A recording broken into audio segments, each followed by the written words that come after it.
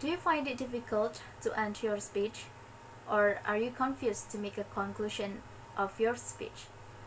Here, I'm going to explain how to develop a conclusion. But before that, Assalamualaikum warahmatullahi wabarakatuh. My name is Siti Mustainah. I am an English literature student of Islamic 45 University of Bekasi. So, there are any 2 points of developing a conclusion. The first one is the function of a speech conclusion, and then the second one is method for concluding a speech. Where there is an opening, your speech should also end. Your speech should end with a conclusion worthy of your well-crafted message. Long after you finish speaking, your audience is likely to remember the effect, if not the content of your closing remarks. An effective conclusion will serve 2 purposes. It will summarize the speech and it will provide closure. The first one is summarize the speech. The end of your speech is your last chance to impress and repeat your idea on your audience. There are any 2 ways how to summarize the speech. The first one is re-emphasize your central idea in a memorable way. You can use many of the most memorable quotations from famous speakers.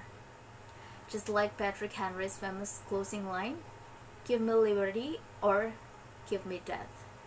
Use language to make your statement more memorable. You could also use a final illustration or personal reference to make your closing memorable. The second way is restate your main ideas.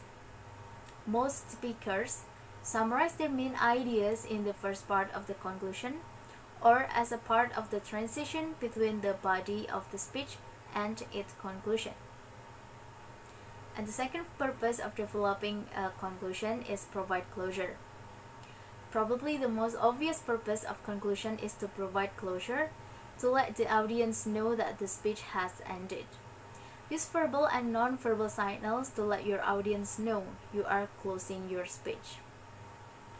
In verbal signals, use such a transition words and phrases as "finally," "for my last point," "in conclusion," and so on.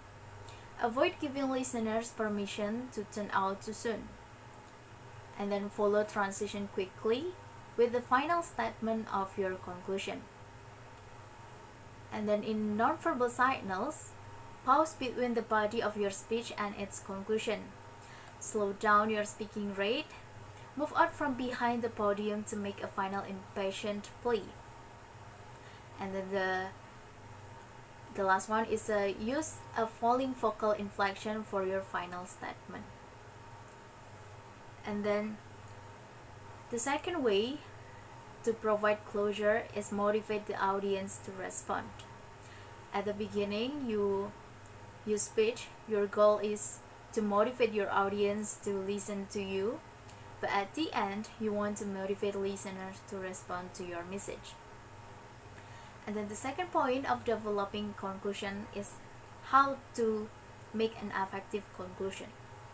There are at least 2 other distinct ways of concluding a speech, with a reference to the introduction and with an inspirational appeal or challenge. From revert to the introduction, there are excellent ways to provide closure in the conclusion. First, finish a story from your introduction, and then answer your opening rhetorical question. And last one, remind the audience of the startling fact or statistic you presented in the introduction.